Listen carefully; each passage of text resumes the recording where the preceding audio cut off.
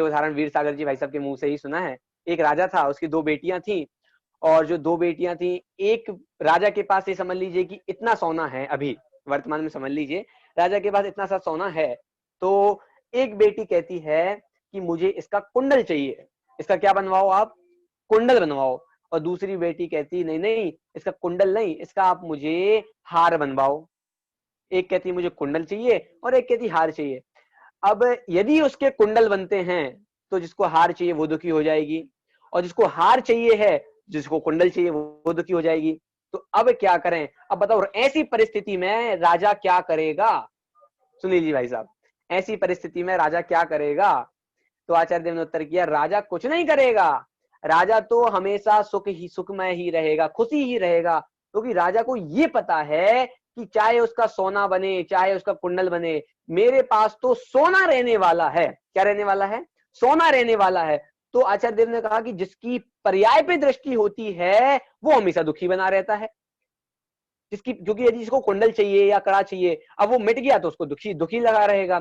पर जो सोने पे दृष्टि करता है, मतलब जो द्रव्य पे दृष्टि करता है, वो कभी दुखी नहीं होता है। तो समय सार भी द्रव्य दृष्टि की बात करता है, मतलब ऐसी बात करता है कि हम जिंदगी में कभी दुखी नहीं हो। इस प्रकार समय सार द्रव्य दृष्टि प्रदान शैली की बात करता है। यदि हमारा सोना इतना सा वो नाली में गिर जाए तो हम उसको उठाएंगे कि नहीं उठाएंगे भाई साहब। यदि हमारा सोना, अनिल जी भाई साहब, यदि हमारा सोना नाली में गिर जाए तो हम उठाएंगे कि नहीं उठाएंगे। अरे बिल्कुल उठाएंगे। क्यों, किसके दम पे, कि हमें पता है वो सोना खराब होने वाला नहीं है। द्रव्य दृष्टि का मतलब, कहने का मतलब इतना सा है, जिसको द्रव्य दृष्टि पे बल होता है वो कभी दुखी नहीं होता है, और जो पर्याय दृष्टि पे बल करता है वो दुखी होता है। तो समय सार में पूर्व रंग अधिकार में द्रव्य दृष्टि की क्या बात आई है, इस विषय को बतलाने के लिए मैं बुलाना चाहता हूँ भाई संयम जैन दिल्ली, कि वो हमारे बीच में उपस्थित हों और पूर्व रंग अधिकार के संदर्भित हम सबके बीच में इस विषय पर चर्चा करें। संयम जैन दिल्ली, द्रव्य दृष्टि का विषय। संयम,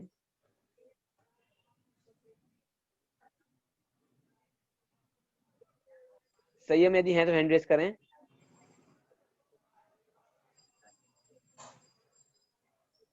जी जी हाँ, बोलिए। ओम नमः सिद्धेभ्य। आवाज आ रही है मेरी सही? हाँ आ रही है, आ रही है। जी। आदरणीय अध्यक्ष महोदय, मुख्य अतिथि एवं अग्रज विद्वान श्रेष्ठ वक्ता आदरणीय अजय भाई साहब, संचार महोदय, सभी आयोजक संयोजक एवं सभासद, सभी को जय जिनेन्द्र। आज की संगोष्ठी में हमारा विषय पूर्ण रंग अधिकार, और उस मेरा विषय है दृष्टि का विषय। देखिए ये ना बहुत अजब और गजब का विषय है। क्यों? क्योंकि अजब इसलिए है क्योंकि आज तक इस विषय से हम भी अनजान थे। अनजान इसलिए थे कि हम आदिवासी जीव इस विषय से अनजान है, इस विषय के विषय से अनजान है, इसलिए अजब और गजब इसलिए है कि अगर, क्योंकि एक बार ये किसी के हृदय में बैठ जाए, किसी को इसका भाव हो जाए, तो जीव वास्तव में अपना कल्याण कर लेता है। इसलिए इस सुंदर विषय यहाँ से प्रस्तुत कर रहा हूँ। पूर्व रंग में 6वीं और 7वीं गाथा के आधार पर मेरा विषय है दृष्टि का विषय। ये सोचने वाली बात है कि दृष्टि का विषय क्या, दृष्टि माने ये आंखें और इनका विषय नहीं। यहाँ पर दृष्टि माने इन आंखों की नहीं है, यहाँ दृष्टि माने है श्रद्धा गुण की निर्मल पर्याय, या श्रद्धा की यहाँ बात है। माने हमारी वास्तव में श्रद्धा का विषय क्या होना चाहिए। दृष्टि, श्रद्धा जो होती है ना, वो ऐसी होती है कि दादा ने, आदरणीय छोटे दादा ने अपनी किताब में लिखा, अपने उपन्यास में लिखा कि श्रद्धा जो होती है वो अंधी होती है, ज्ञान जिसे जानेगा वह उस पर विश्वास कर लेगी। इसलिए अब दृष्टि के विषय को जान रहे हैं और अब निवेदन करूंगा सभी उस पर अपनी दृष्टि गड़ाए रखें। तो दृष्टि माने आंख नहीं है या देखना नहीं है, दृष्टि माने चर्म चक्षुओं से देखना नहीं, अपनी श्रद्धा से देखना, अपने अंतर मन से देखना, उस दृष्टि के विषय की बात हो रही है। मतलब कि जैसे हम कहते हैं, जैसे भाई आपने भी अभी कहा, सोने का उदाहरण दिया कि जिसकी दृष्टि सोने पर होती है वो हमेशा सुखी होता है। इसका मतलब क्या है कि हमें तत्व पर दृष्टि देनी है, उस वस्तु के भाव पर दृष्टि देनी है। वस्तु का जो भाव है उसका नाम है तत्व, और उस तत्व का नाम, उस जो तत्व है उस पर दृष्टि करना है दृष्टि का विषय। ये दृष्टि का विषय सिर्फ, मैं तो ये कहता हूँ, सिर्फ जीव द्रव्य को सम्यक रूप से देखना दृष्टि का विषय नहीं है, 6 द्रव्यों संबंधित दृष्टि का विषय हो सकता है। अब मैं यहाँ से विषय प्रारंभ करता हूँ। छठवीं गाथा में, पांचवी गाथा में आचार्य कुंद ने प्रतिज्ञा की कि मैं एकत्व विभक्त आत्मा को दिखाऊंगा। तो शिष्य के मन में ये जिज्ञासा उत्पन्न हुई कि अच्छा, आप ऐसे शुद्धात्मा को दिखाएंगे, तो कौन है ऐसा शुद्धात्मा? तो आचार्य कुंद ने जवाब दिया, नवि हो दी अपमत्तो न पमत्तो जान बोध जो भावो एवं भड़ंत शुद्धम तादो जो सो दो चेब। ऐसे कैसे ये हो छठवीं गाथा में, छठवीं गाथा कुंद के पास कही। अब सोचने वाली बात है, आचार्य कुंदन कह रहे हैं कि वो ना प्रमत्त है ना अप्रमत्त है, बस एक ज्ञायक भाव है। अब यहाँ ये सोचने वाली बात है कि आचार्य कुंद से ये पूछा गया कि वो शुद्धात्मा कौन है, तो वो कहते हैं कि वो प्रमत्त नहीं है। चलो ठीक है, प्रमत्त तो हम भी नहीं कहते, लेकिन आप तो कह रहे हो अप्रमत्त भी नहीं है। अरे ये कैसे हो सकता है? प्रमाद से रहित तो आत्मा है ना। लेकिन यहाँ पर आचार्य कुंद ये कहना चाह रहे हैं कि जो प्रमत्त अप्रमत्त जो भेद खड़े किए गए हैं, ये जो, क्योंकि प्रमत्त और अप्रमत्त पर संयोग जनित पर्याय हैं, पर संयोग जनित पर्याय हैं। कर्म के अभाव रूप पर्याय है, कर्म के सद्भाव रूप पर्याय है, कर्म के उपशम रूप पर्याय है, कर्म के उदय रूप पर्याय है। ये पर संयोग जनित पर्याय हैं, इसलिए इनका निषेध करने के लिए आचार्य कुंद दिखते हैं ना अप्रमत्त है ना प्रमत्त है, बस एक ज्ञायक भाव है। जब आचार्य अमृतचंद से पूछा गया कि ये क्या कह रहे हैं आचार्य कुंद, तो आचार्य अमृतचंद कहते हैं कि आचार्य कुंद कह रहे हैं कि ये जीव अनादि है, अनंत है, ध्रुव है, नित्य है। वो द्रव्य क्षेत्र काल भाव चारों की बात करते हैं, सामान्य है, एक अभेद है, नित्य है। ऐसा है वो दृष्टि का विषय, ऐसा है वह शुद्धात्मा। तो ऐसी बात आचार्य अमृतचंद वहां करते हैं। अब कमाल की बात यह है कि जब प्रमत्त और अप्रमत्त की बात आती है तो कहते हैं कि तो जड़ भाव है, औपाधिक भाव है, ये मेरे स्वभाव नहीं है। शायद यहीं से भाव दीपिकाकार भाषा इस्तेमाल करते हैं, स्व स्वभाव रूप, पर स्वभाव रूप, पर भाव रूप। ये जो भाषा है ये यहाँ से आई है, स्व स्वभाव नहीं है, ये पर के स्वभाव है। यानी मेरे तो विभाव रूप परिणाम है, औपाधिक भाव मेरे लिए विभाव रूप परिणाम है। इसमें बहुत सुंदर टीका में एक उदाहरण है अग्नि का। कैसे? क्योंकि आचार्य कुंद ने कहा ना कि वो तो ज्ञात है, जो ज्ञात वह तो वही है, णादो जो सो दुसो चेव, जो ज्ञायक भाव है। तो ये जो बात है इसके लिए आचार्य रामचंद्र बहुत सुंदर उदाहरण देते हैं। वो कहते हैं कि अग्नि के समान है ये शुद्धात्मा। कैसे? आप ये देखिए, अग्नि में हम, आप बाहर जाते होंगे, आपने देखा होगा अग्नि में कूड़ा भी जला देते हैं लोग। जैसे घर में कोई कूड़ा निकला, कागज वगैरह जो निकले, उन सबको जला दिया जाता है। अब कोई गंदा कागज है या कोई गंदगी है, उस अग्नि में जलाया जा रहा है, लेकिन अग्नि तो गंद नहीं हो जाती ना। मतलब ऐसा तो नहीं है कि अब अभी हमने इसमें कूड़ा जलाया तो इससे हम कोई दिया नहीं जला सकते, या फिर मतलब ऐसी हमारी कोई मान्यता नहीं होती कि अब ये अग्नि अशुद्ध हो गई, अब इसका प्रयोग नहीं करना। तो अग्नि तो सदा काल शुद्ध है। अगर पर संयोग उसमें आया, कोई अशुद्ध पर्याय या अशुद्ध संयोग उसमें आया, तो अग्नि अशुद्ध नहीं हो गई। बिल्कुल इसी प्रकार जो ज्ञायक भाव है, ज्ञायक को ज्ञायक क्यों कहा? क्योंकि वो जानने की उसमें लायकात है। वो पर स्व और पर को जान सकता है, जैसे दीपक है वो स्व पर को प्रकाशित करता है। तो ऐसी ज्ञायक में लायकात है कि वो स्व और पर को जाने। लेकिन इसका मतलब ये नहीं है कि पर के कारण उसमें अशुद्धता आ गई। इसलिए जो ज्ञायक भाव है वो तो वही है, जो ज्ञायक भाव है वो तो सदा काल शुद्ध है। ये बात यहाँ समझने वाली है। ज्ञायक नाम भी उसे इस ज्ञेय जानने से ही दिया जाता है। ये आदरणीय दादा ने भी अपने समय सार में लिखा, क्योंकि ज्ञेय का प्रतिबिंब जब झलकता है तब ज्ञान में वैसा ही अनुभव होता है। जैसा ज्ञेय झलका वैसा ही ज्ञान में अनुभव हुआ, इसलिए वो ज्ञायक भाव सदाकाल शुद्ध है।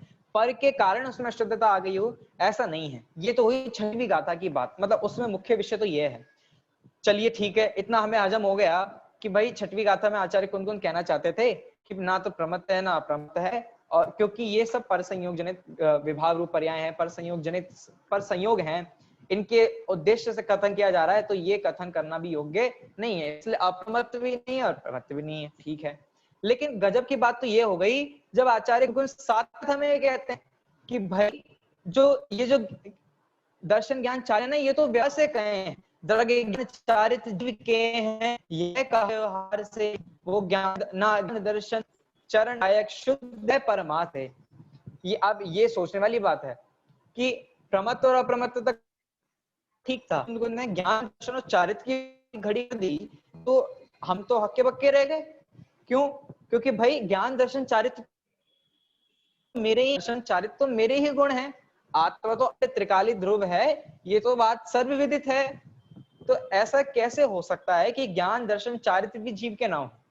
अब यहाँ ये आएगी दृष्टि के विषय की बात। भाई जहां क्यों दृष्टि माने, जो दृष्टि है ना, ये शुद्ध नहीं की दृष्टि की बात है, शुद्ध द्रव्य को शुद्ध देखने की बात है। और आचार्य, हमारे पूर्ववर्ती आचार्य ने कहा है, पूर्ववर्ती नए चक्राकारों ने कहा है कि भाई जहां भेद होता है वहां व्यवहार होता है, माने भेद सो व्यवहार। जैसी भेद जहां भेद खड़ा हो गया माने वे व्यवहार होने का कथन है। तो जहां गुण भेद की बात हो, जहां पर्याय भेद की बात हो, वो सब व्यवहार के कोटे में चला जाएगा। इसलिए द्रव्य ज्ञान चारित्र जीव के हैं, यह भी व्यवहार से कहा है। भाई ये ज्ञान है, ये दर्शन है, चारित्र, ऐसा नहीं। आत्मा तो अखंड है, आत्मा तो एक है। तो यहाँ एक पने की बात है, ये पूर्ण की नहीं, पूरे समय सार में आचार्य कुंद कुंद एक ज्ञायक भाव की प्रतीति करा रहे हैं। जब आचार्य कुंद कुंद से 73वीं गाथा में पूछा गया तो वहां पे भी आचार्य कुंद कुंद ने ये कहा, अहम एक को खलु शुद्धो, माने क्योंकि जहां एक होगा वहां शुद्धता होगी, माने जहां शुद्धता वही होती है, शुद्धपना वही होगा जहां एक हो। जो सोना होता है ना, आप सिर्फ खाली सोना लीजिए, आप बाहर ज्वेलरी के शॉप पे आपने कहा भैया हमें तो सोने का एक हार चाहिए, तो हम वहां पर मिलावट पसंद नहीं करेंगे, क्योंकि जहां मिलावट होती है वहां अशुद्धता होती है। जहां भेद की मिलावट होगी, जहां ऐसी पर संयोग जनित पर्यायों की मिलावट होगी, वहां शुद्धता कायम नहीं रहेगी। इसलिए आचार्य कुंद कुंद ने पहले ही इस बात को क्लियर कर दिया कि दृष्टि का विषय तो वही होगा जहां भेद ना हो, जहां पर संयोग जनित पर्याय ना हो। माने उपचरित और अनुपचरित असद्भुत व्यवहार के जितने विषय हैं उन सबको इन दो गाथाओं में उन्होंने निपटा दिया। तो इस प्रकार छठवीं और सातवीं गाथा का ये बहुत मार्मिक विषय है, दृष्टि का विषय। मैं कह रहा था ना, दृष्टि का विषय माने क्या? श्रद्धान का विषय। जब आप श्रद्धान करेंगे किसी भी वस्तु का, अगर हम श्रद्धान करें, जैसे कहते हैं कि भाई हमें किसी भी व्यक्ति के, वो होता है ना, जहां पद्म पुराण में एक बहुत सुंदर सूक्ति आई है, आदरणीय वीर सागर जी भाई साहब बैठे हैं, वे सूक्ति के मर्मज्ञ हैं, और भाई साहब को ज्ञात होगा पद्म पुराण में एक बहुत सुंदर सूक्ति आई है कि जहां राग होता है वहां दोष दिखाई देते, जहां द्वेष होता है वहां गुण दिखाई नहीं देते। ये बहुत सुंदर सूक्ति है पद्म पुराण के पहले ही भाग में। तो मैं इससे ये कहना चाह रहा हूं कि राग और द्वेष दोनों की दृष्टि को दूर रखकर जब आप किसी के गुण और दोष दोनों को हटाकर सिर्फ उस वस्तु को देखेंगे तो उसका नाम है सिर्फ उस वस्तु को देखना। हमें ज्ञायक भाव को देखना है, हमें उस विषय को देखना है जिससे हमारी दृष्टि सम्यक होगी। तो जब अशुद्धता पर लक्ष्य होगा तो दृष्टि अशुद्ध हुए बिना रहेगी नहीं, जब शुद्धता पर लक्ष्य होगा दृष्टि शुद्ध हुए बिना रहेगी नहीं। इसलिए शुद्धपने की दृष्टि, जब शुद्धत्व पर दृष्टि होगी तभी वो दृष्टि का विषय लायक होगा, तभी वो दृष्टि का विषय सम्यक होगा। आदरणीय दादा ने दृष्टि का विषय नाम का जो प्रकरण लिखा है उसमें 4 बातें कही द्रव्य क्षेत्र काल भाव के हिसाब से, कि सामान्य, नित्य, अभेद और एक। तो जो दृष्टि का विषय है वो सामान्य है, एक है, नित्य है, उसमें ऐसा नहीं है कि वो भूतकाल में, मतलब पर्यायों का भेद नहीं है, पर्याय खत्म नहीं कर दी गई हैं, पर्याय हैं, पर्याय उसमें विद्यमान है। यहाँ पर जो पर्याय भेद है, गुण भेद है, उसकी गौणता है, व्यवहार का निषेध किया गया है। ये जो पर्याय दृष्टि वाली आंख है ना, इसको बिल्कुल बंद करने की बात है। और द्रव्य दृष्टि वाली जो बात है, शुद्ध द्रव्यात्मिक ने की जो बात है, शुद्ध द्रव्यात्मिक ने की जो आंख है उसको पूरी खोलने की बात है। तो इसलिए द्रव्य दृष्टि का विषय या दृष्टि का विषय तो यही कहा जाता है। अगर यहाँ मेरा विषय द्रव्य दृष्टि का विषय होता तो मैं अपने शुद्ध जीव तत्व की ही बात करता, लेकिन मेरा विषय दृष्टि का विषय है तो मैं तो 6 द्रव्यों की बात कर रहा हूँ। भाई धर्म द्रव्य भी दृष्टि का विषय है। हम धर्म द्रव्य के वास्तविक स्वरूप को समझे कि ये मेरे परिणमन में समर्थ नहीं है, ये भी तो दृष्टि का विषय है। दृष्टि का विषय माने सम्यक दर्शन का विषय, और 6 द्रव्यों के सम्यक श्रद्धान का नाम भी तो दृष्टि का विषय है। तो दृष्टि का विषय इतना ज्यादा व्यापक है कि इसमें 6 द्रव्य, पूरा लोक समाहित हो जाता है। पूरे लोक का ज्ञान करना, पूरे लोक का ऐसा श्रद्धान करना कि इसका 3 लोक में कोई करता धरता नहीं है, ये दृष्टि का विषय है। तो ये दृष्टि के विषय की यहाँ बात की जा रही है। 6वीं 7वीं गाथा में परिणामी अपरिणाम, ये जितने भेद है ना, द्रव्य क्षेत्र काल भाव के जितने भी भेद खड़े करो आप, उन सबको यहाँ गौण करने की बात है। आचार्य कुंद कुंद ने ज्ञान दर्शन चारित्र मुख्य मुख्य पकड़ लिए। अब उन्होंने कहा भाई ये तो मुख्य मुख्य, इससे तो मतलब क्या है ना कि भाई जैसे कहते हैं, अब वो होता है ना कि हमने मुख्य चीज पकड़ ली, अब बाकी चीजों का अपने आप ही निषेध हो गया। तो ज्ञान दर्शन चारित्र की जैसी बात की तो अब अशुद्ध भी जितनी पर्याय हैं उन सबका निषेध हो गया। तो इसलिए यहाँ पर आचार्य कुंद कुंद ने दृष्टि का विषय इस रूप में प्रस्तुत किया है कि जहां कोई भेद नहीं है, जो सामान्य है, नित्य एक अभेद अखंड है, उसका नाम दृष्टि का विषय है। और ऐसे दृष्टि के विषय को हम सभी अपना दृष्टि का विषय बनाएं। इसी मंगल भावना के साथ अपनी वाणी को विराम देता हूं। ओम नमः सिद्धेभ्यः।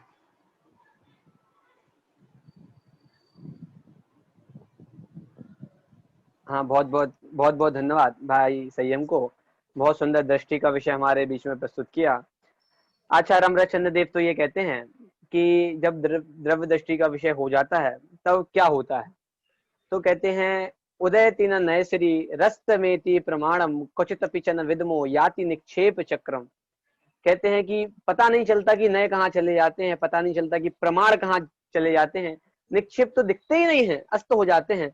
तो आप एक बार कल्पना कीजिए कि कैसी वह दृष्टि का विषय होगा, कितना मतलब शुद्ध पर्याय का भी ध्यान नहीं, बिल्कुल अपनी आत्मा में एकदम लीन। आचार्य देव कहते हैं अतः शुद्ध न्यायत्यम प्रत्येक ज्योतिष चकास्थित नव तत्व गतत्वेपि यदेकत्वम न मुंचति। जो कभी एकत्व को नहीं छोड़ता, वो दृष्टि का विषय है। किसी भी परिस्थिति में निगोद में वही, सिद्ध बन जाए तब भी वही, अभी है अब तब भी वही, जो हमेशा बना रहता है। दृष्टि का विषय वह है।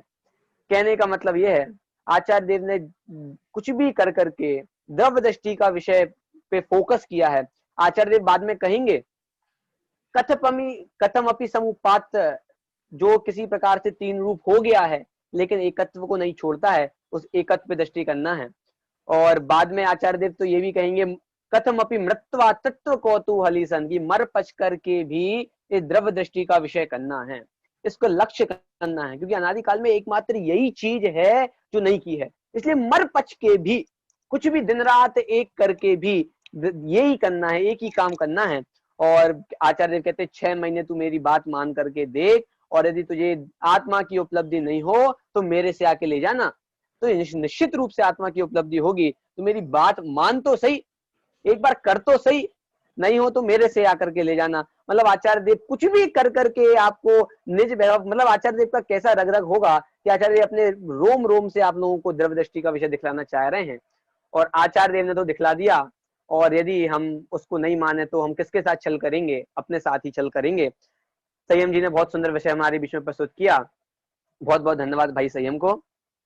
आज की गोष्ठी के हमारे द्वितीय वक्ता और सबसे जो जिसका विषय था, जिनका विषय है अप्रतिबुद्ध जीव का स्वरूप, ऐसे हमारे बीच में उपस्थित हैं अंकुर जी। थोड़ा मैं आपको इसके बारे में बतलाऊं। 19वीं गाथा से लगभग ये वाली बात प्रारंभ हुई है। तो अमृतचंद्र आचार्य देव ने जो उत्थानिका लिखी उसमें लिखा कि यह जीव कितने समय तक, क्या लिखा, कितने समय तक अप्रतिबुद्ध बना रहता है। प्रश्न पूछा कालवाचक, कैसा पूछा, कालवाचक प्रश्न पूछा कि ये जीव कितने समय तक, आखिर कितने अनादिकाल से तो है, लेकिन अब कितने समय तक अप्रतिबुद्ध बना रहेगा। तो आचार्य देव ने उत्तर नहीं दिया, कालवाचक उत्तर नहीं दिया, आचार्य देव ने भाववाचक उत्तर दिया कि जब तक ये जीव ये मैं हूं और ये मेरे हैं ऐसी मान्यता को नहीं छोड़ देता है, तब तक यह जीव अप्रतिबुद्ध बना रहता है। एक व्यक्ति के हाथ में सांप था, किसी ने देख लिया और पूछा कि ये व्यक्ति इस सांप से कब तक डरेगा, ये इस व्यक्ति को इस सांप से कब तक खतरा है, कब तक खतरा है, कि जब तक वो व्यक्ति उस सांप को नहीं छोड़ देता तब तक खतरा है। बहुत सरल सी बात है। उसी प्रकार जब तक ये जीव ऐसी मान्यता को नहीं छोड़ देता कि ये मैं हूं और ये मेरे हैं, तब तक इस जीव को अप्रतिबुद्ध ये बना रहता है। कहने का मतलब ये है अप्रतिबुद्ध कब तक बना रहता है, इस विषय पे हम और जान लेते हैं। चलिए हम चलते हैं, हमारे बीच में उपस्थित हैं अंकुर जी शास्त्री। मैं निवेदन करता हूं हमारे बीच में उपस्थित हुए अंकुर जी शास्त्री और अपने विषय को प्रस्तुत करें, अप्रतिबुद्ध जीव का स्वरूप।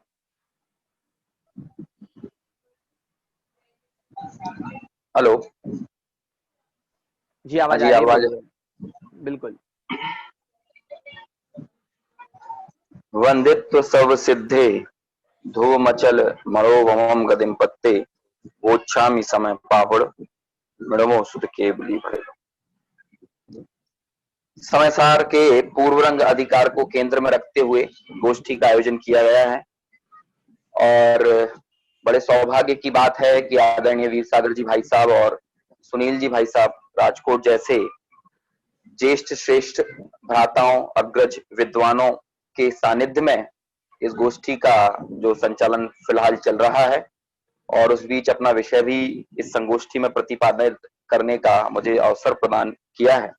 साथ ही एक और विशेष बात कहने का भाव है कि अनुजों के संयोजकत्व में आयोजित इस गोष्ठी में हमारे बड़े भाई साहबों ने जिस तरह से अपनी उपस्थिति और समय प्रदान करके सभी को अनुग्रहित किया है, ये उनके विशाल हृदय को और साथ ही साथ उनकी सदाशयता को कहीं ना कहीं बताता है।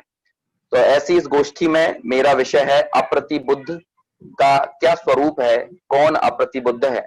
और जैसा कि मुझे अपने विषय को 10 मिनट में ही प्रतिपादित करना है और इसे पूर्व रंग अधिकार में वर्णित आचार्य कुंद ने, आचार्य अमृतचंद्र ने जो ये प्रकरण आया है उसकी टीकाओं में जिस विषय को लिया उसके ही अंतर्गत अपने विषय को सीमित रखना है, उसके बाहर मुझे नहीं जाना है और मैं वही प्रयास भी करूंगा।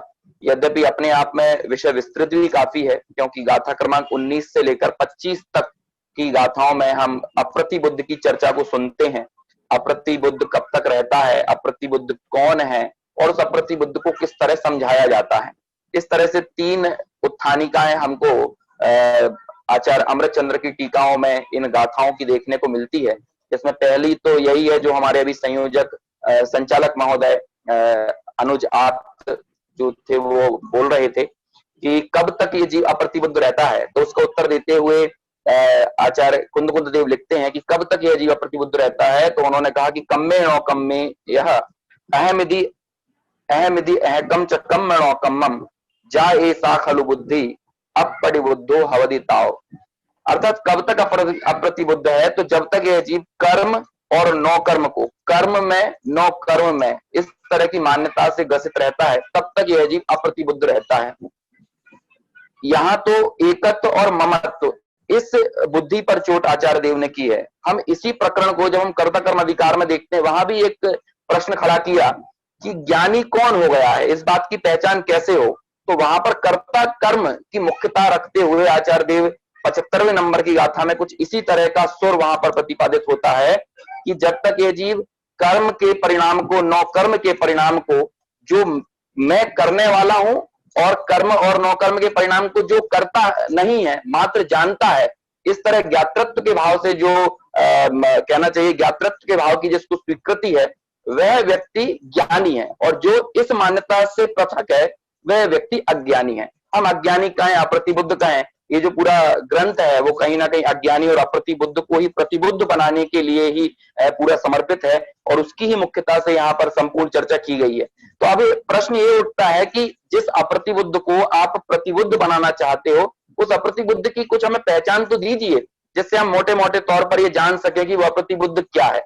तो इस बात की चर्चा करने के लिए आचार्य कुंद गाथा क्रमांक 20 से लेकर 22 तक, जहां पर उत्थानिका में यही प्रश्न खड़ा किया कि शिष्य प्रश्न करता है कि ननु कथम अयम अप्रतिबुद्धो लक्ष्येत, कि अप्रतिबुद्ध को कैसे पहचाना जा सकता है, उसका चिन्ह बताइए। और उसका चिन्ह बताते हुए उत्तर स्वरूप आचार्य देव 3 गाथाएं उद्धृत करते हैं, गाथा क्रमांक 20, गाथा क्रमांक 21, गाथा क्रमांक 22। मैं इन गाथाओं को आपके सामने नहीं पढ़ रहा हूं क्योंकि समय सीमित है, इसलिए सीधे इनका जो अर्थ है उस पर ही मैं आपके सामने बात यहां पर करना चाहूंगा कि देखिए 3 तरह की चीजें आचार्य देव ने खड़ी की। पहला है सचित्त, दूसरा है अचित्त और तीसरा सचित्त अचित्त। जब हम इन तीनों गाथाओं की टीकाओं का अध्ययन करते हैं तो अमृतचंद्राचार्य ने बहुत अच्छे से इसको स्पष्ट किया कि सचित्त यानी क्या, कि स्त्री पुत्र आदि जो है ये सचित्त हैं। अचित्त यानी क्या, तो कहते हैं कि धन, पैसा, रुपया, संपत्ति, घर, मकान, दुकान, ये सब अचित्त के अंतर्गत गर्भित की है ना। जो हम 10 प्रकार के बाह्य परिग्रह की हम यदि बात करें, उनमें से भी यद्यपि दासी दास इत्यादि जो है वो सचित्त में आ जाते हैं, और धन धान्य हिरण्य सुवर्ण इनकी यदि बात करें तो वो अचित्त में आते हैं।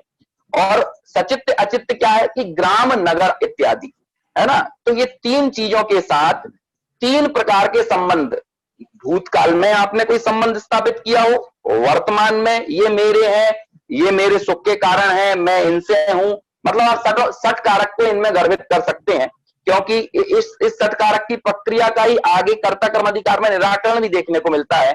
जब अहम एक को खलु शुद्धो, शुद्ध के विशेषणों को बताते हुए आचार्य कुंद कहते हैं कि सकल कारक चक्र प्रक्रियोत्तीर्ण निर्मलानुभूति मात्रत्वात् शुद्धा, तो वहां पर सर्व कारक चक्र की प्रक्रिया से पार निर्मल अनुभूति मात्रत्व को शुद्धता का कहीं ना कहीं लक्षण बताया और ऐसा शुद्ध मैं हूं और उसकी दृष्टि करने की बात की है।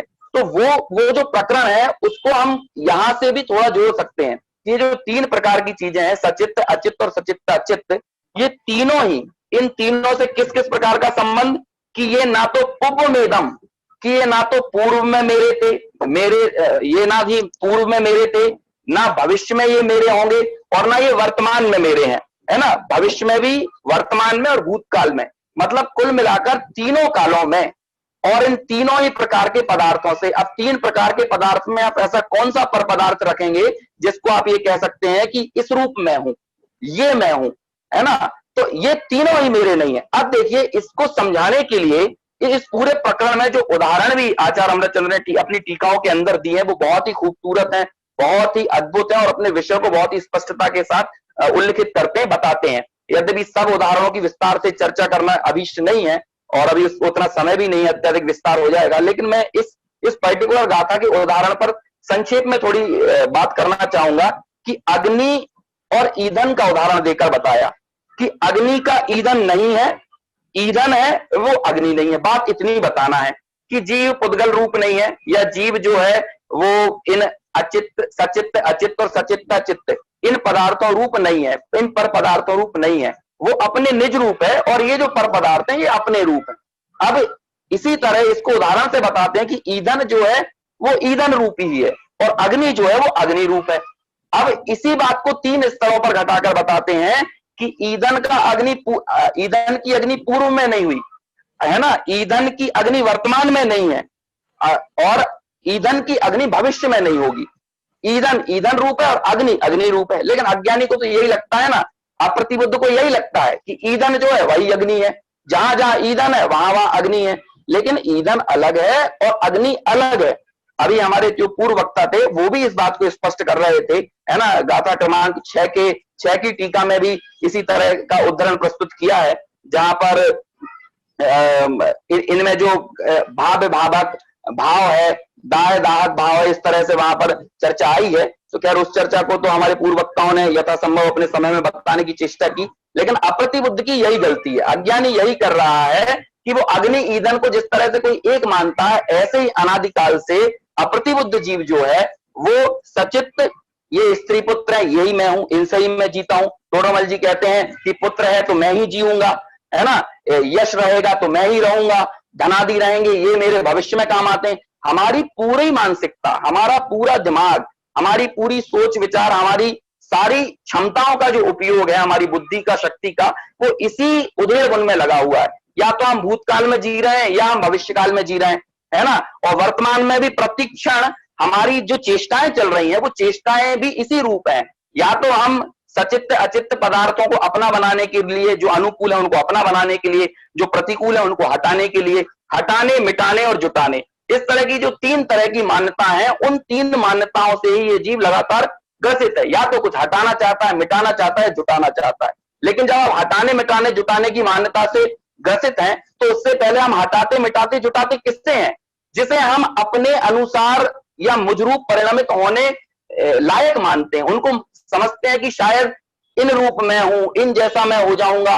इस तरह की मान्यता से जो ग्रसित रहता है वही इस तरह की कर्ता कर्म की या पर पदार्थों में एकत्व ममत्व की कुबुद्धियां करता है। तो उस कुबुद्धि को सर्वथा हटाने के लिए, उस कुबुद्धि को दूर करने के लिए और अप्रतिबुद्ध को प्रतिबुद्ध बनाने के लिए यहाँ पर दो टूक शब्दों में आचार्य देव ने इन तीन तरह के पदार्थों को और भूतकाल में, वर्तमान काल में, भविष्य काल में इन सबके साथ संबंध का निषेध किया है। तो ये तो प्रतिबुद्ध और अप्रतिबुद्ध के लक्षण की बात हुई। अब ये प्रश्न ऐसा है ना कि हम अप्रतिबुद्ध का लक्षण जान के अप्रतिबुद्ध को अप्रतिबुद्ध रूपी छोड़ भी तो नहीं सकते ना। हमारे लिए ये भी तो जरूरी हो जाता है कि हम ये भी तो जाने कि भाई उस अप्रतिबुद्ध को प्रतिबुद्ध बनाने के लिए समझाया कैसे जाए। तो वो जो समझाइश है, वो जो उसको सीख है आचार्य देव की, उसको हम 23, 24 और 25 नंबर की गाथाओं में देखते हैं। इन 23, 24, 25 नंबर की गाथाओं में अप्रतिबुद्ध को समझाने का प्रयत्न किया गया है। किस तरह से प्रयत्न किया है? तो भाई सीधा जो उसकी अप्रतिबुद्धता का कारण है, उस अप्रतिबुद्धता के कारण पर उसकी असलियत उससे बताई जाती है कि ये जो बद्ध और अबद्ध पुद्गल द्रव्य है, ये तेरा नहीं है। अब यहाँ पर दो नई चीजें आई, वहां पर आया सचित्त, अचित्त, सचित्त, चित्त, है ना, इन तीन तरह के पर पदार्थों को लेकर आए। और अब यहाँ पर आते हैं बद्ध और अबद्ध। अब ये बद्ध और अबद्ध क्या है? बद्ध में हम किसको रखें? तो कहते हैं बद्ध पदार्थों के अंदर जैसे कि शरीर आदि जो है ये बद्ध पदार्थ हैं, है ना।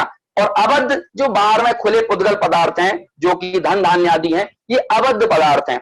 इन बद्ध और अबद्ध पदार्थों में ये जो पुद्गल द्रव्य है ये मेरा है। आचार्य कहते हैं कि सर्वज्ञ के ज्ञान द्वारा देखा गया जो सदा उपयोग लक्षण वाला जीव है। जीव का लक्षण क्या है? जीव का लक्षण तो उपयोग है, उपयोग लक्षण है। और पुद्गल द्रव्य का लक्षण क्या है? तो कहते हैं पुद्गल द्रव्य का लक्षण तो स्पर्श रसगंध वर्ण है।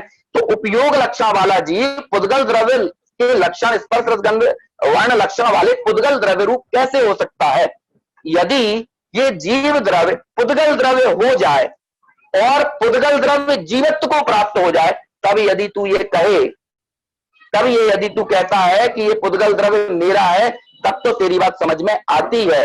लेकिन भाई ऐसा तो कभी तीन काल में भी होने वाला नहीं है कि जीव कभी पुद्गल रूप हो और पुद्गल कभी जीव रूप हो। सर्वविशुद्ध ज्ञान अधिकार में हम आगे जाकर भी इस प्रकरण को देखते हैं, जहां से क्रमबद्ध पर्याय की उद्घोषणा हुई कि जीव अपने क्रम नियमित आत्म परिणामों से उत्पन्न नष्ट होता हुआ, है ना, जीव ही रहता है। अजीव भी अपने क्रम नियमित आत्म परिणामों से उत्पन्न नष्ट होता हुआ उत्पाद व्यय को प्राप्त करता हुआ हमेशा अजीव ही रहता है, वो कभी भी जीव नहीं होता।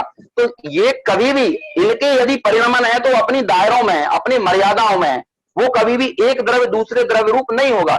यदि ऐसा हो जाए तो ये समझिए कि दुनिया में इससे बड़ा अन्याय, इससे बड़ी अनीति और दूसरी कोई होने वाली नहीं है। हालांकि ऐसा कभी होगा ही नहीं। ऐसा जो हो रहा है ये सिर्फ अज्ञानी की उल्टी मान्यता में हो रहा है, और उस उल्टी मान्यता के कारण ही अज्ञानी जो है वो अज्ञानी बना हुआ है। इस गाथा की टीका में भी आचार्य अमृतचंद्र दो उदाहरण देते हैं। एक उदाहरण तो वे स्फटिक मणि का देते हैं कि जैसे स्फटिक मणि के अंदर हम यदि देखें तो अनेक वर्ण रूप बाहरी पदार्थ झलकता है। अब वो बाहरी पदार्थ स्फटिक मणि के अंदर झलक अवश्य रहा है, लेकिन स्फटिक मणि उस बाह्य पदार्थ रूप हुई नहीं है। विभिन्न प्रकार के रंग उसमें झलक रहे हैं, लेकिन उन रंगों रूप वो स्फटिक मणि हुई नहीं है, वो सिर्फ उसमें उसको झलका रही है। जो भी बाह्य पदार्थ है, जो स्फटिक के अंदर श्वेत निर्मल आदि जो भाव दिखाई दे रहे हैं, वो उन बाह्य पदार्थों में ही है। और स्फटिक मणि अपने निज गुण निज धर्म को धारण किए हुए स्फटिक मणि रूप है, और बाह्य पदार्थ रूप है। वे दोनों एक दूसरे में झलकते हुए तो नजर आते हैं, लेकिन अज्ञानी को लगता है कि शायद ये इस रूप ही हो गए। तो एक उदाहरण तो ये दिया, और दूसरा अज्ञानी की बुद्धि को बताने के लिए दिया कि भाई जैसे परम अविवेक पूर्वक खाने वाले हाथी आदि जो पशु होते हैं, वो क्या करते हैं कि वो तृण सहित ही अनाज को खा जाते हैं। उनमें इतना विवेक नहीं है कि तृण अलग है और अनाज अलग है। ये तो विवेकवान पुरुषों में ही है कि वो तृण और अनाज को अलग अलग करके खाते हैं। ऐसे ही जो अज्ञानी है वो अनादिकाल से इन मिली हुई अवस्थाओं को ही निज पने से ग्रहण करता हुआ ये समझता आ रहा है। ये बद्ध और अबद्ध पुद्गल जो हैं, इनको ये मानता चला आ रहा है कि ये मेरे हैं, और ये मेरे हैं, ये मान्यता का नाम उसकी अप्रतिबुद्धता है, ये उसकी अज्ञानता है। और जब तक उसकी मान्यता रहेगी तब तक अप्रतिबुद्ध बना रहेगा, वो अज्ञानी बना रहेगा। और जिस दिन उसकी ये मान्यता चली जाएगी, ये मान्यता वो छोड़ देगा, है ना। कैसे छोड़ेगा उसकी चर्चा करते हुए कहते हैं कि जिसने समस्त संदेह विपर्य अनद्य वसाय दूर कर दिए हैं, और जो विश्व को समस्त वस्तुओं को प्रकाशित करने के लिए अद्वितीय ज्योति है, ऐसे सर्वज्ञ ज्ञान से स्फुट किया गया है जो नित्य उपयोग स्वभाव जीव द्रव्य, वह पुद्गल द्रव्य में कैसे हो सकता है कि जिससे तू यह अनुभव करता है कि यह पुद्गल द्रव्य मेरा है। क्योंकि यदि किसी भी प्रकार जीव द्रव्य पुद्गल द्रव्य रूप हो और पुद्गल द्रव्य जीव द्रव्य रूप हो, तभी नमक का पानी इस प्रकार के अनुभव की भांति ऐसी अनुभूति वास्तव में ठीक हो सकती है। अब नमक के पानी, ये वाला एक और उदाहरण किस लिए आया कि भाई जैसे पानी में आप नमक को डालते हैं तो नमक उस पानी में एक में होकर घुल जाता है। आगे टीका में इस उदाहरण को पूरा आगे घटाया कि जैसे खारापन जिसका लक्षण है, ऐसा नमक पानी रूप होता हुआ दिखाई देता है, और द्रवत्व जिसका लक्षण है, ऐसा पानी नमक रूप होता हुआ दिखाई देता है। क्योंकि खारेपन और द्रवत्व का एक साथ रहना अविरोध है, इसलिए वे एक रूप में होते हुए दिखाई देते हैं। लेकिन जीव और पुद्गल इन दोनों के लक्षणों में विरोध है, ये दोनों एक में एक होते हुए दिखाई नहीं देते। एक तो चैतन्य रूप है और एक अचेतन रूप है। यदि चेतन यानी जीव अजीव रूप हो जाए और अजीव जीव रूप हो जाए तब तेरी इस मान्यता को तो हम सम्यक कह सकते हैं। लेकिन भाई जब ऐसा होता ही नहीं है, जब ऐसा वस्तु स्वरूप ही नहीं है और तू उस वस्तु स्वरूप के विपरीत यदि सोच रखता है, वस्तु स्वरूप के विपरीत यदि अपनी धारणाएं रखता है, तब तक तेरी अप्रतिबुद्धता दूर आखिर कैसे हो सकती है। इसलिए पहले इस प्रकरण की शुरुआत में अप्रतिबुद्धता कैसे जाएगी उसको बताते हुए आचार्य देव पहले अप्रतिबुद्धता कैसे जाएगी इसको पहले भी बता देते हैं। कब तक अप्रतिबुद्ध रहेगा इसका उत्तर भी देते हैं और बाद में उस अप्रतिबुद्ध को किस तरह से समझाया गया है इस बात को भी बताते हैं और बीच में अप्रतिबुद्ध का लक्षण क्या है उसको बताते हैं। तो कब तक अप्रतिबुद्ध रहेगा कि जब तक ये कर्म और नौकर्म के परिणामों को ये मैं है और ये मेरे हैं इस प्रकार की मान्यता से ग्रसित रहेगा, तब तक ये अप्रतिबुद्ध रहेगा। और जब ये मान्यता को छोड़ देगा तब यह जीव प्रतिबुद्ध हो जाएगा यानी ज्ञानी हो जाएगा। हम सब लोग भी अपनी अप्रतिबुद्धता को छोड़कर इस प्रतिबुद्धता के मार्ग पर आगे बढ़।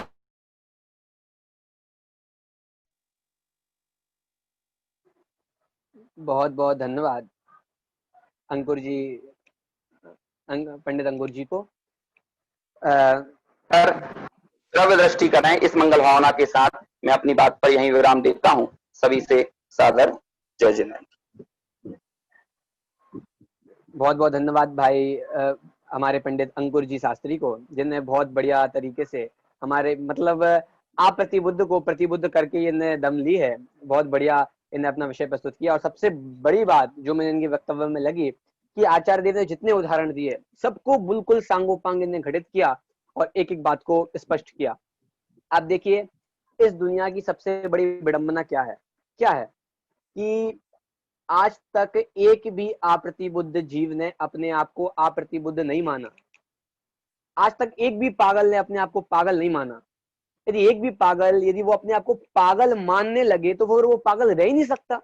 आप देख लीजिए एक भी अप्रतिबुद्ध एक भी अज्ञानी व्यक्ति है उसने आज तक अपने आप को अज्ञानी नहीं माना। यदि वो अज्ञानी जैसे ही मानेगा तो अज्ञान दूर करने का उपाय करेगा और जैसे ही उपाय करेगा वैसे ही उससे छूट जाएगा। आचार्य देव की हमने कोमल शब्द बहुत सुने, आचार्य देव की जो प्रतिज्ञा करी आचार्य देव ने वो भी बहुत सुनी लीजिए भाई साहब। आचार्य देव की सब बातें हमने बहुत अच्छे से सुनी, हर ग्रंथ में सुनी। थोड़ी सी मैं आचार्य देव की गुस्सा आपको दिखाना चाहता हूँ। बिल्कुल आप एक बार देखिए, आपको भी बहुत मजा आएगा। आचार्य देव ने जो अंकुर जी भाई साहब बात कर रहे थे, आचार्य देव की जो गुस्सा है वो मैं आपको दिखाना चाहता हूँ और मैं जो चाहता हूँ कि वो आप लोग सब देखें। देखिए आप सबके सामने मैं प्रस्तुत करता हूँ संस्कृत से। हाँ देखिए आप लोग, ये लिखा है यहाँ पे। अब आचार्य देव जो समझाते हैं ना, देखिए क्या लिखा है, रे दुरात्मन। क्या लिखा आचार्य देव ने अपन के लिए संबोधन क्या लिखा, रे दुरात्मन आत्मपंसन, मतलब आत्मा का अहित करने वाला, जही ही। अरे अब तो छोड़ दे, अरे अब तो छोड़ दे। क्या छोड़ दे, परम अविवेक घसमर सत्तणाम व्यवहारित्वम, कि अब तो तू छोड़ दे। किसको छोड़ दे, कि जो तूने परम अविवेक के साथ तण को और जो अनाज है इन दोनों को मिला करके खाने की जो तेरी ये बात है, जो तेरी ये जो वृत्ति है, इसको अब तो छोड़ दे। शब्द का क्या प्रयोग किया, जही। अरे अब तो छोड़। अरे आत्मपंसन दुरात्मन, क्या शब्द का प्रयोग किया, दुरात्मन। अपन लोग का बोलते हैं दुरात्मन। कोई यदि निर्लज्ज व्यक्ति है, अनेक बहुत बार कहने पर भी नहीं मान रहा है, तो अपन क्या बोलते हैं, दुरात्मन है, बात नहीं मानता है। तो आप ये समझ लीजिए आचार्य देव अपन से कह रहे हैं, भाई तू अब इतना बड़ा हो। अपने लौकिक में यदि कोई व्यक्ति बहुत बड़ा हो जाए और फिर भी वो बच्चों जैसी हरकतें करे और अपनी बात नहीं सुने, तो अपन क्या बोलते हैं, अरे भैया इतना बड़ा हो गया है, सब लोग क्या कहेंगे, अब तो बात मान ले। क्या बोलते हैं सतीश जी, क्या बोलते हैं सतीश जी, अब तो बात मान ले, इतना बड़ा हो गया है, अब तो बात मान ले।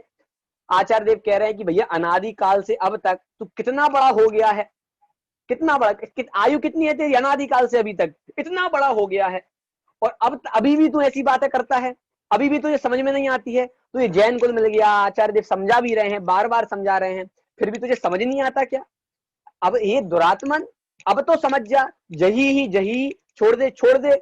इस प्रकार आचार्य देव मतलब कुछ भी कर करके, गुस्सा दिखा करके भी, प्रेम तो बहुत समझा लिया आचार्य देव ने प्रेम से, अब आचार्य गुस्सा दिखा करके भी ये कहना चाह रहे हैं कि भाई अब तो तू छोड़ दे इस बात को, अनादिकाल से जो इस मान्यता को बैठे हैं इसको छोड़ दे।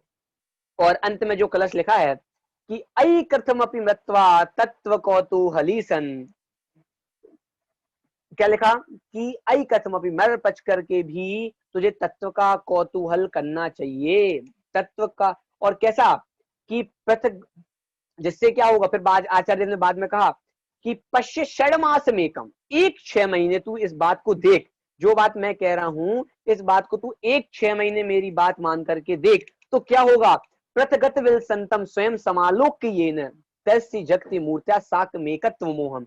क्या कह रहे हैं आचार्य देव कि यदि तूने 6 महीने मेरी बात मान ली तो तुझे आत्मा अलग अलग होते हुए दिखाई देगा, इस दुनिया से अपने अंदर ही, कहां पे दिखाई देगा, कहीं बाहर नहीं, अपने हृदय के बीचों बीच ही वो आत्मा सब चीजों से पृथक होते हुए दिखाई देगा।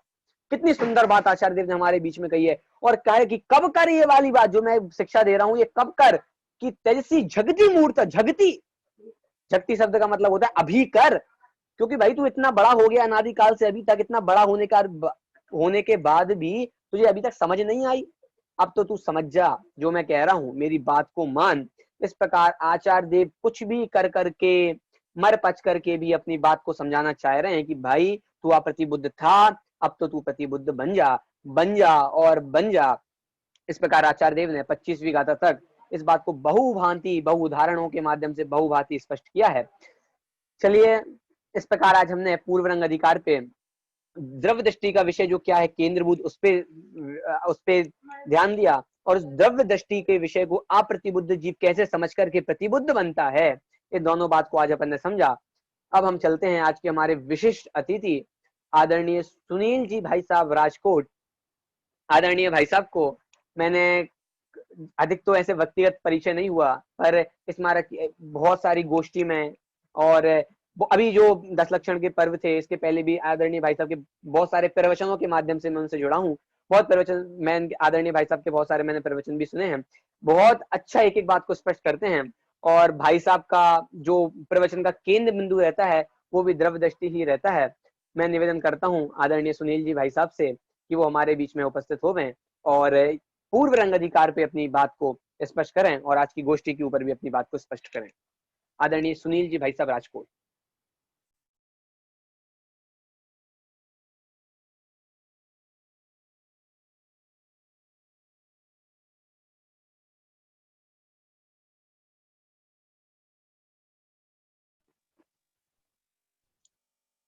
अनम्यूट कर लीजिए भाई साहब।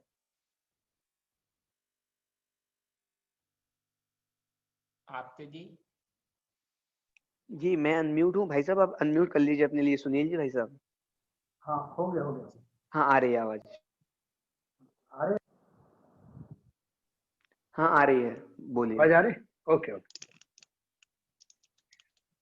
ओम नमः सिद्धेभ्यः, ओम नमः सिद्धेभ्यः, ओम नमः सिद्धेभ्यः। नमः समयसाराय स्वानुभूत्या चकासते चित्स्वभावाय भावाय सर्वभावान्तरच्छिदे। वन्दितु सर्वसिद्धे ध्रुवमचलमणोमङ्गतिं पत्ते ओच्छामि समयपाहुडीणमोऽस्तु केवली।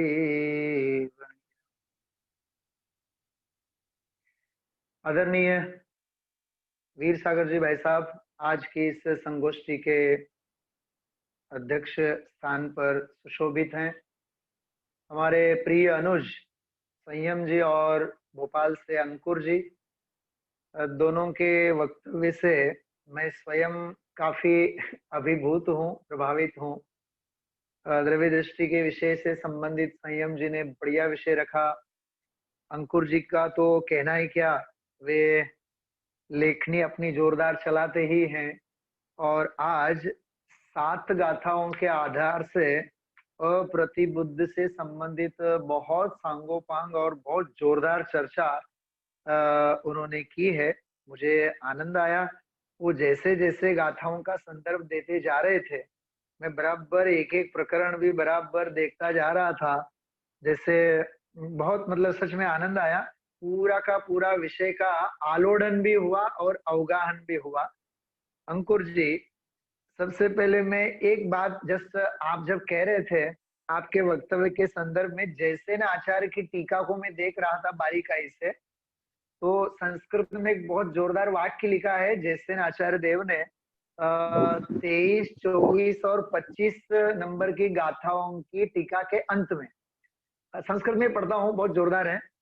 यथा को अपि राज सेवक पुरुषो राज शत्रुभिः सह संसर्गम कुर्वाणः सन् राज आराधको न भवति तथा परमात्मा आराधक पुरुषः तत्प्रतिपक्षभूत मिथ्यात्व रागादिभिः परिणममानः परमात्मा आराधको न भवति इति भावार्थः। क्या जोरदार बात लिखी है, इतना आनंद आया वीर सागर जी भाई साहब। ये अप्रतिबुद्ध का सारा निचोड़ उसमें, मतलब जैसे संयम जी ने भी जैसे ना आचार्य को अगर याद किया था तो आज आप जैन हैं, संयम जी हैं, हमारे छोटे बंधु लोग। 3-4 दिन पहले जब मुझे कहा था कि भाई साहब 38वीं गाथा के ऊपर आपको 15-20 मिनट बोलना है, तो मैं बारीकाई से 38वीं गाथा का अमृतचंद्राचार्य देव की टीका और जैसे आचार्य देव की टीका, गुरुदेव श्री के कोटेशन से सारा सांगो पांग प्रकरण मैं पढ़ रहा था। तो एक और अंकुर जी, आपका जो विषय था उसके आगे पीछे जैसे त्यजतु जगदिदानीम, वो इसी प्रकरण में आया। अई कथम अपि मृत्वा, वो भी अप्रतिबुद्ध के प्रकरण में आया। मतलब जोरदार जो कलश है वो मस्ती के कलश सब अप्रतिबुद्ध के प्रकरण में ही है। बहुत गहन और बहुत गंभीर विषय का प्रस्तुतिकरण सुन करके सच में आनंद आया। खैर, मुझे अभी 38वीं गाथा के बारे में मुझे यहाँ थोड़ा सा विषय लेना है। मैं इस 38वीं गाथा से संबंधित पूरे उस गाथा के अर्थ गौरव को मैं बहुत गहराई से आपके सामने यहाँ रखना चाहूंगा। ये पूर्व रंग की अंतिम गाथा है पूर्व रंग की अंतिम गाथा है। 59 नंबर की गाथा से फिर न जाने कितने प्रकार के मत हो सकते हैं, सर्वज्ञ मत के बाहर उन मतों के संदर्भ में, और सारा का सारा प्रकरण जीव और अजीव अधिकार के अंतर्गत आता है। एक अपेक्षा से देखा जाए तो समय सार की पूर्णाहुति कई गाथाओं में देखने मिलती है। छठी गाथा क्या पढ़ी, मानो ऐसा लगता है कि प्रमत्त नहीं अप्रमत्त नहीं एक ज्ञायक भाव है, इस रीत शुद्ध कथाएं पण ज्ञात तो वो ही है। वही उस गाथा की ग्रंथ की ही समाप्ति मानो हो जाती है। सम्य दर्शन ज्ञान चारित्र से संबंधित गाथाएं जब 11वीं गाथा पढ़ते हैं, ऐसा लगता है वहीं उस समय सार की रचना पूरी होती है। आगे जाकर के अबद्ध स्पृष्ट अनन्य और अवशेष वाली 14वीं 15वीं गाथा पढ़ते हैं, जैन दर्शन की अनुभूति, बस आत्मा अनुभूति, ऐसा लगता है समय सार की आत्मख्याति वहां पूरी हो जाती है। लेकिन जब आगे जाकर के निश्चय स्तुति, व्यवहार स्तुति वाला 31, 32, 33वीं गाथा वाला प्रकरण, फिर 34वीं गाथा ही प्रत्याख्यान वाला प्रकरण और अप्रतिबुद्ध वाला प्रकरण, उसका जो विश्लेषण देखते देखते जब अपन आगे बढ़ते हैं तो 36-37 नंबर तक की गाथा का सारा जो विषय है, जिस 36 नंबर की गाथा में वहां धोबी का उदाहरण देकर के समझाया, अब 38वीं गाथा में वीर सागर जी भाई साहब, ये दादा ने लिखा है कि शायद समय सार के अंतर्गत सबसे बड़ी उत्थानिका लिखी होगी तो 38वीं गाथा के बारे में लिखी है। इतनी लंबी उत्थानिका उन्होंने बनाई कि किस रूप से उसका इतना सुंदर विश्लेषण कि सम्यक दर्शन ज्ञान चारित्र को प्राप्त जो आत्मा है, मोक्ष मार्ग में स्थित आत्मा स्वयं के संबंध में क्या सोचता है, अपने आत्मा के बारे में क्या सोचता है, उसकी चिंतन प्रक्रिया कैसी होती है, इसका सारा वर्णन इस 38वीं गाथा में है। बिल्कुल निचोड़ 37 गाथाओं में तो समझाया गया, और अब कहते हैं जो समझ गया है अनादि अप्रतिबुद्ध जीव, अब समझ करके जब वो अपने स्वरूप में लीन होता है, जब अपनी आत्म श्रद्धा करता है, स्वरूप का ज्ञान करता है और स्वरूप में ही लीन होता है तो उसकी क्या परिणति होती है। अभी अभी हम आप लोगों ने पर्वाधिराज पर्युषण पर्व अंकुर एक खास मैंने अभी आपका स्वाध्याय सुनते समय मेरे दिमाग में विचार आया कि 38वीं जो गाथा है, जैसे देखिए 38वीं गाथा पहली पंक्ति जो है उसको दूसरी पंक्ति में रखा जाए और दूसरी पंक्ति को पहली पंक्ति में रखा जाए। जैसे देखिए मैं थोड़ा सा दुस्साहस कर रहा हूँ, थोड़ा सा अति साहस कर रहा हूँ, बराबर। अहमें को खल शुद्धो दंसणाण मयो सदारूवी नवी अर्थ मध्य किंचिवी अन्नम परमाणु में तंपी। अब मैं इसको 10 लक्षण धर्म के संदर्भ में मस्ती, अपनी आत्म मस्ती के लिए मैं इसको ऐसा कहना चाहता हूँ। आकिंचन्य धर्म क्या है? तो कहते हैं नवीयति मध्य किंचिवी अन्नम परमाणु में तंपी, ये उत्तम आकिंचन्य धर्म। और ब्रह्मचर्य धर्म क्या है? अहमे को खल शुद्धो दंसणाणमयो सदारूपी, ऐसा मेरा ब्रह्ममय स्वभाव भाव है। मैं एक दर्शन ज्ञानमय नित शुद्ध हूँ रूपी नहीं, ये अन्य सब पर द्रव्य किंचित मात्र भी मेरे नहीं। देखिए अब आकिंचन्य धर्म में वही तो बात की जाती है, परमाणु मात्र भी मेरा नहीं है, न किंचन अपि मम, जगत में मेरा कुछ भी नहीं है। ये आकिंचन्य धर्म की आराधना है।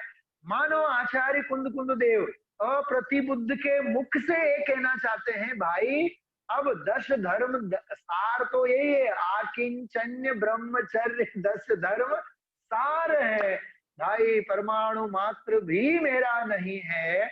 और अब कहते हैं कि मैं कैसा हूं, मैं ऐसा हूं। बहुत गहरी बात है। ये कहना तो था कि आत्मचिंतन करने वाला, आत्म स्वरूप का संचेतन करने वाला, बहुत सुंदर शब्द का प्रयोग आचार्य ने लिखा है।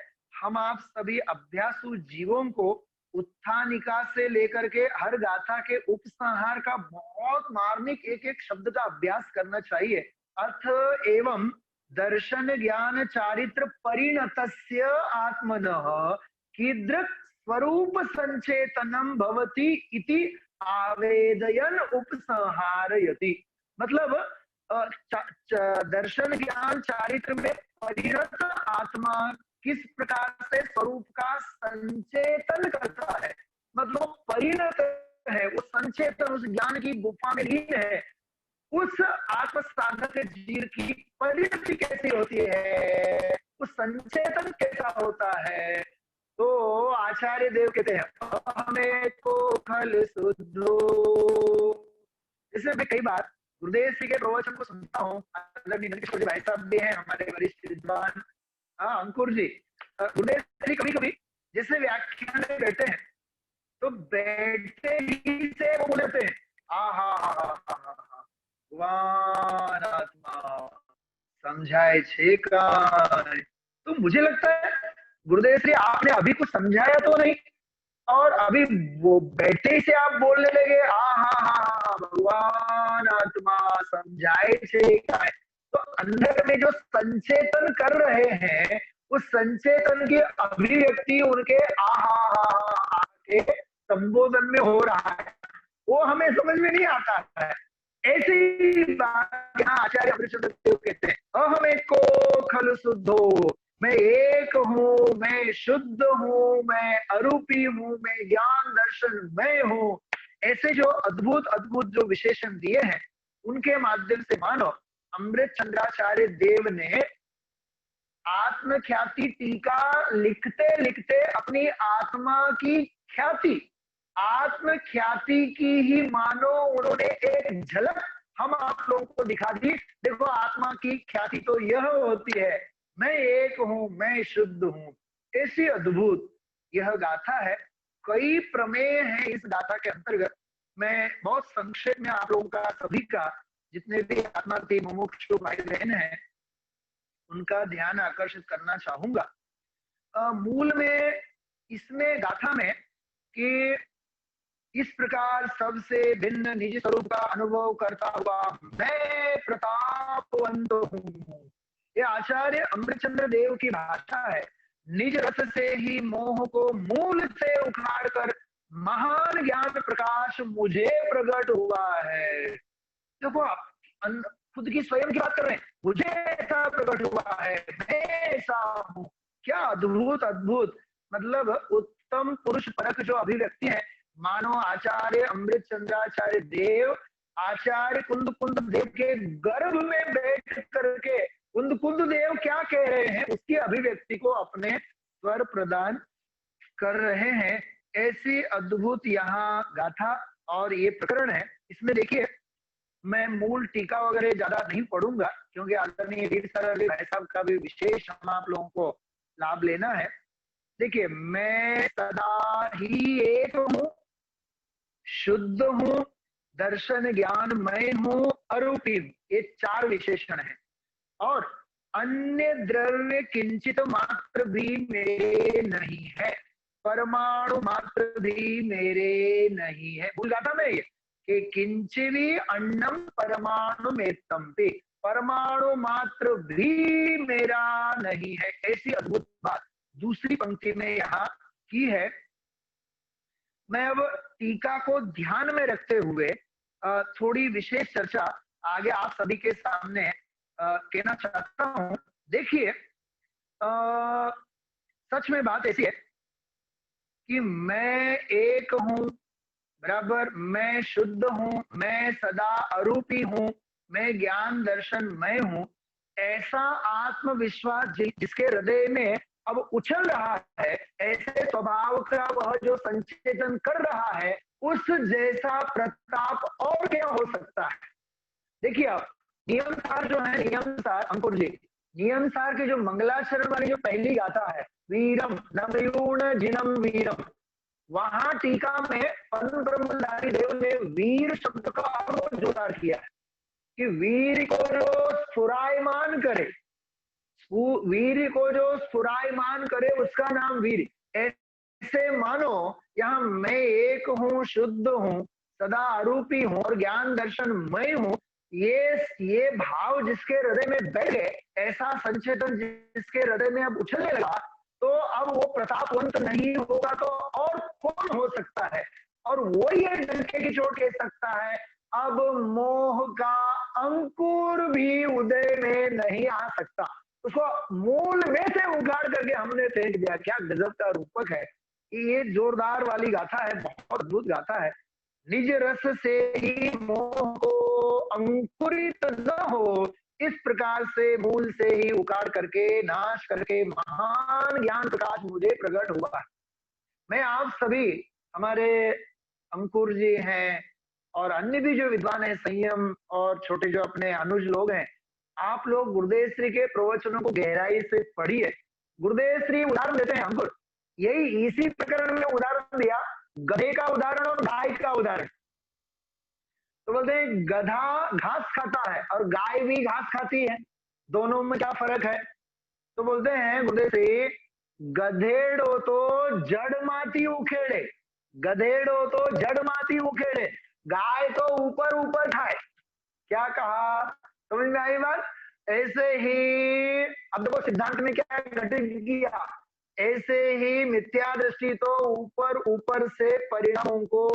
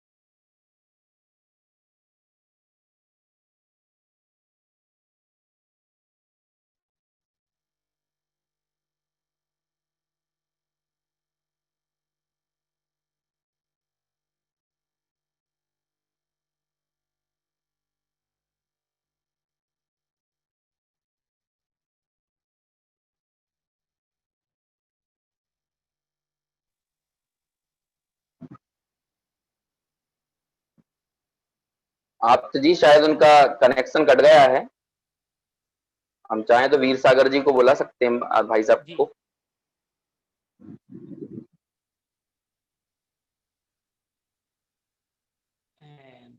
अभी जो संचालन किया हाँ आवाज आ रही? आप अनशील जी शास्त्री जी भाई साहब आ आ रही आवाज? हाँ संक्षिप्त में आगे का विषय मैं पूरा करता हूँ।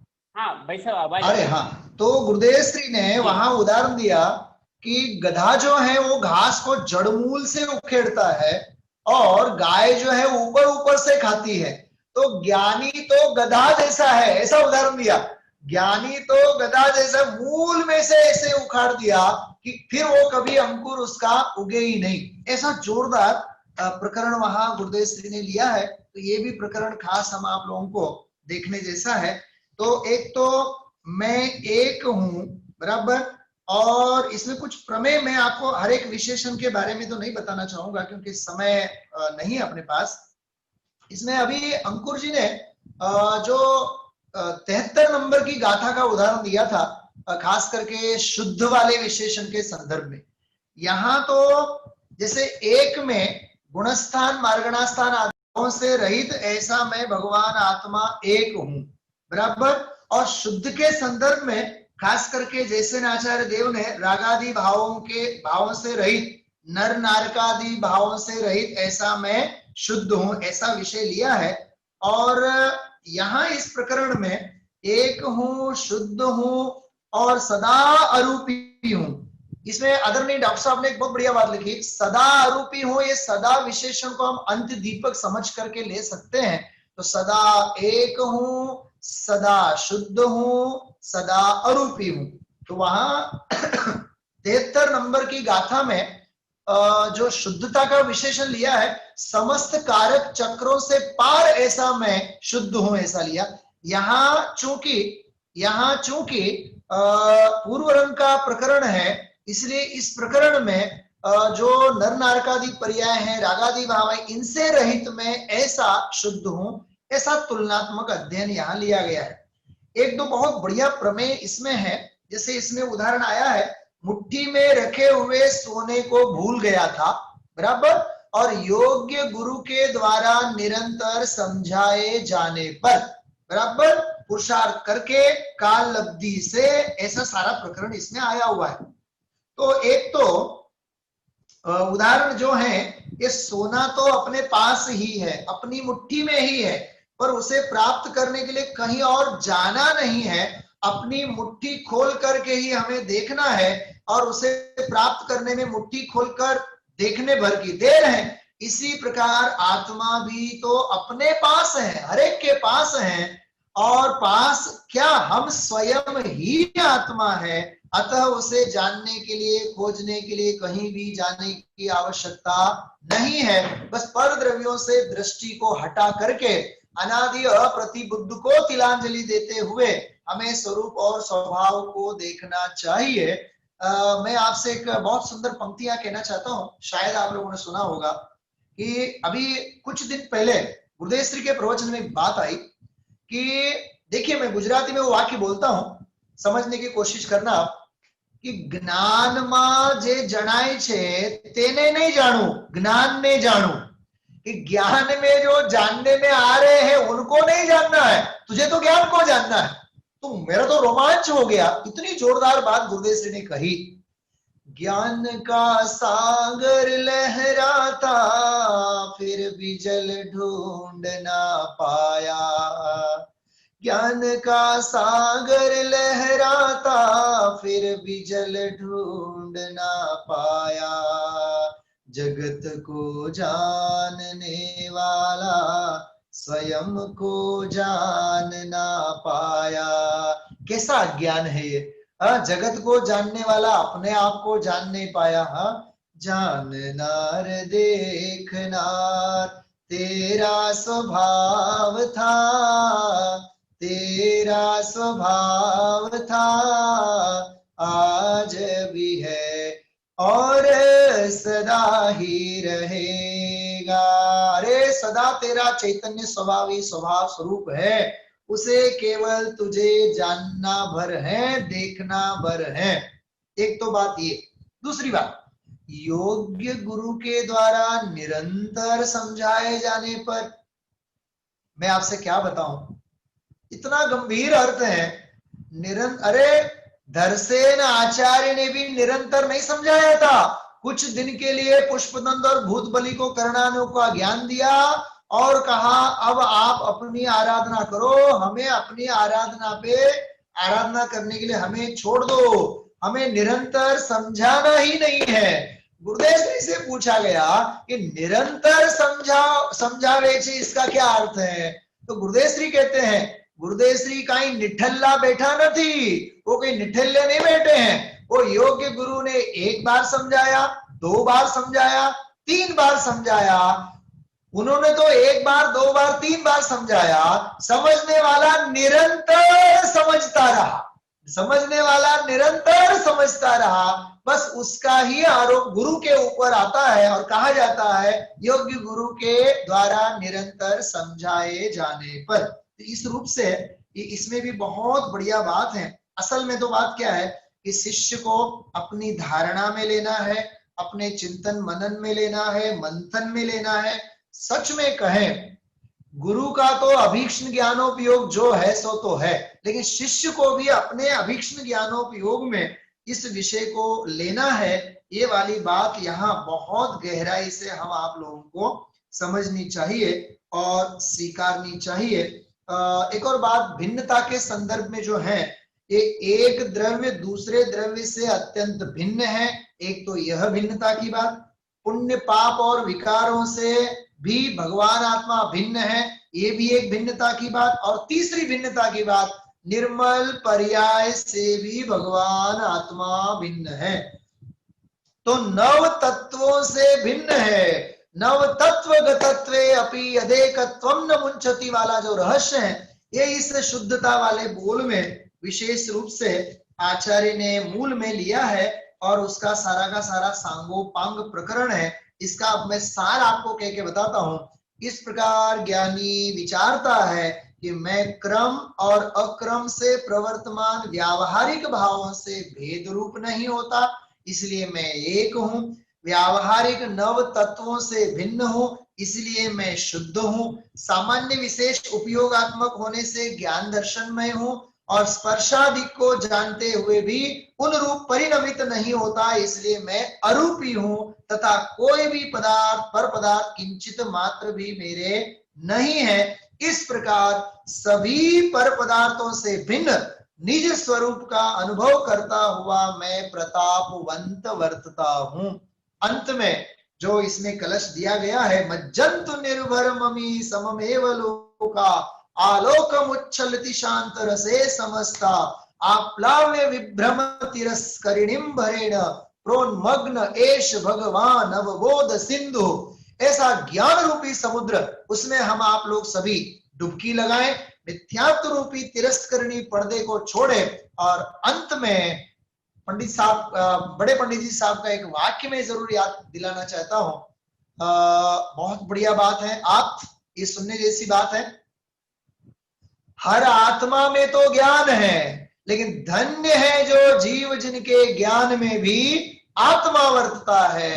अरे हर आत्मा, आबाल गोपाल सबके, इसमें तो आत्मा में तो ज्ञान ही होता है, लेकिन वह धन्य साधक पुरुष होता है जिसके ज्ञान में ज्ञायक स्वभावी भगवान आत्मा वर्तता है। ऐसे ज्ञायक स्वभावी भगवान आत्मा की एक शुद्ध सदा अरूपी ज्ञान दर्शन में पर से किंचित तो मात्र भी जिसका संबंध नहीं है, ऐसा अपना भगवान आत्मा हम आप सभी के परिणमन में, परिणति में प्रकट हो। इसी मंगल भावना के साथ में विराम लेता हूं। ओम शांति। आदरणीय भाई साहब को बहुत बहुत धन्यवाद। आपने समय सारथी परमागम की 38 नंबर की गाथा के विषय पर आपने विस्तृत सांगोपांग विषय को प्रस्तुत किया। भाई साहब को बहुत बहुत धन्यवाद, हमारी अनुमोदना है। और भाई आप तो अनुशील जी शास्त्री ने जो संचालन किया, उनको बहुत बहुत धन्यवाद। और आगामी संचालन के लिए पंडित सफल जी शास्त्री ज्ञानोदय भोपाल से हैं, मैं उनसे निवेदन करता हूं कि भाई आगामी संचालन प्रारंभ करें। धन्यवाद अनिल जी भाई साहब। अब मैं अगले हमारे अंतिम अध्यक्षीय भाषण के रूप में मैं डॉक्टर वीर सागर जी भाई साहब दिल्ली वालों को आमंत्रित करना चाहता हूं कि वे आए और हमें अध्यक्षीय उद्बोधन से अवगत कराएं।